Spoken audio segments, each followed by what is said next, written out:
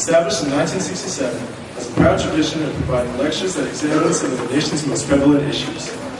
Our theme this year, the Global Network, hopes to have us evaluate, as individuals, a school, and as a nation, what our changing role is in this increasingly connected society. We are pleased to present to you tonight former Crown Prince of Iran, Mr. Reza Pahlavi. Mr. Pahlavi is the oldest son of the last Shah of Iran, Mohammad Reza Pahlavi, and is therefore heir apparent of the Pahlavi house to rule for Iran.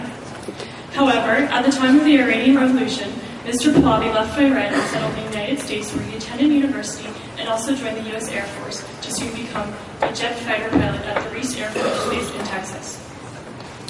Although he volunteered and offered to serve for Iran in the Iran-Iraq War, he was declined from service by the authoritative and clerical regime. Mr. Pahlavi then moved on to the stage of international politics and campaigned abroad for Iranian rights, especially for freedom and democracy. He especially advocates for a separation of church and state in Iran and calls for a fully secular nation. Nonetheless, he believes this change must come from within and not through foreign military intervention. Mr. Pahlavi travels all over the world and is called on by many organizations and governments for support in their human rights and world democratization endeavors. It is therefore an honor to present to you Mr. Pahlavi, who will further enlighten us on Iranian and Middle Eastern relations, as well as his own experience in this current global network. I want to start by thanking President Ron Daniels' office for their support in organizing this event. Following Mr. Reza Pahlavi's speech tonight, there will be a brief question and answer session. There will be 2 microphones in each aisle behind which you may form a line. Please limit yourself to 1 question so everyone has an opportunity to speak. After the question and answer session, the audience will have the opportunity to meet Mr. Pahlavi for a meet and greet. This will take place in the Clipper Room on the top level of Shriner. Now, please join me in welcoming former Crown Prince of Iran, Reza Pahlavi.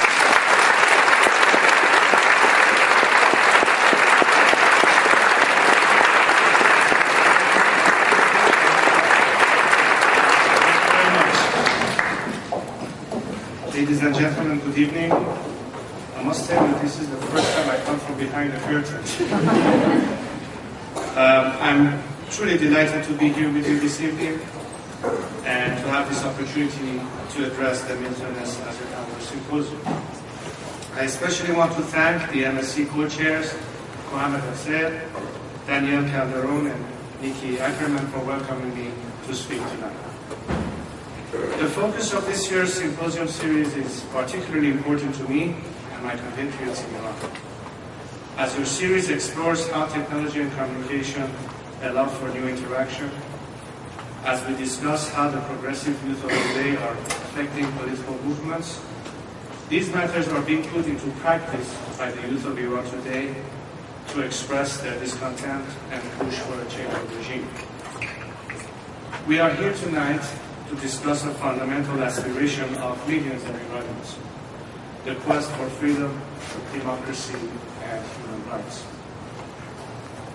This is an issue of epic proportions, but given our short time together this evening, I wish to share with you my thoughts on the path rather than the obvious merits of our collective desire to achieve this goal. However, before we discuss the future of my nation, I would like to briefly review with you some of its recent tragic history. The cataclysmic shift the clerical regime brought to my homeland and the region over 30 years ago was immediate. The destabilization of the Middle East began as soon as the revolutionary regime of Iran established itself and set out to implement its foremost mission, to export its brand of Islamic rule and revolution beyond Iran's borders, targeting the Middle East first. The clerical regime's vocal provocations enabled Iran's long-standing nemesis, Saddam Hussein, to take advantage of the early chaotic days of the revolution to attack and invade strategically valuable territories within Iran in September of 1980. This led to a long, disastrous war lasting 8 years and resulting in heavy casualties on both sides, with millions of Iranians killed, wounded, maimed, and displaced from their ruined cities, towns, and villages. To the east of Iran, the former Soviet Union found an opportunity to invade and occupy our neighbor Afghanistan. This also became a decade-long costly conflict, causing untold loss of life for our Afghan brethren, ruination of their cities and economy, while at the same time giving rise to the Taliban, ushering in Al-Qaeda, and ultimately resulting in the disaster of 9/11 here in the United States. From the early days, founder Ayatollah Ruhollah Khomeini and the clerical regime of Iran set out to defy and denigrate the West. Within Iran, Khomeini set out to neutralize what he called the Westoxification of the modernizing Iranian society of the 60s and 70s. Beyond Iran, Khomeini promoted an anti-imperialism mantra within the region. This goal was simple: pressure the United States and force its exit from the region, specifically from the neighboring oil-producing countries. Khomeini and the clerical regime selfishly and sadistically committed to extend the Iran-Iraq war by including a vision of conquering Jerusalem via Karbala, Iraq, which Khomeini commemorated by establishing the Quds Day holidays. Central to this ideological front was Khomeini's desire to extend his reach and direct zone of influence within the Near East, targeting Lebanon and the immediate Palestinian population. The rise of Hezbollah, or the Party of God, the direct brainchild of the clerical regime, has been part of its grand strategy of imposing regional hegemony under its dictate and dominance. The cornerstone of this plan included a strategic alliance with Hafiz Assad of Syria, with whom the clerical regime refined the art of recruiting, instigation, and direct provocation of neighboring states, in an extension of its external line of defense vis-à-vis Western forces.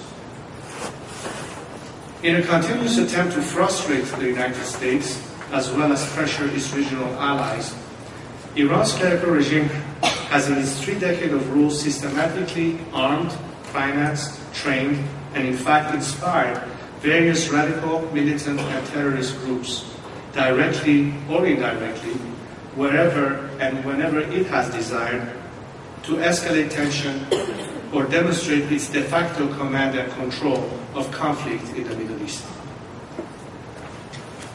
It is critical to understand that the clerical regime sought and continues to seek to challenge America and its regional allies as a convenient way for it to deflect attention from its abhorrent policies of ongoing repression and terror against my fellow Iranians. While our precious national resources are being utilized by the clerical regime to export revolution, the Iranian people are being left without access to basic necessities, rapidly losing the standard of living that was once the envy of many around the world, and they live in a state of perpetual tyranny. It took little time for most Iranians, including those who believed in and contributed to the Khomeini revolution, to become disillusioned. Resistance and the earliest forms of defiance of the regime soon began in war-torn Iran. It began first among the courageous women of Iran, who have endured the harshest treatment since the arrival of the regime. Today, it is the very children of those brave parents whose blood is being spilled on the streets of Iran. In our unwavering struggle to achieve freedom during these past 3 decades, we have to unfortunately bear witness to countless tales of oppression, humiliation, discrimination, torture, public stoning, hanging, and executions, a permanent part of the regime's bloody narrative.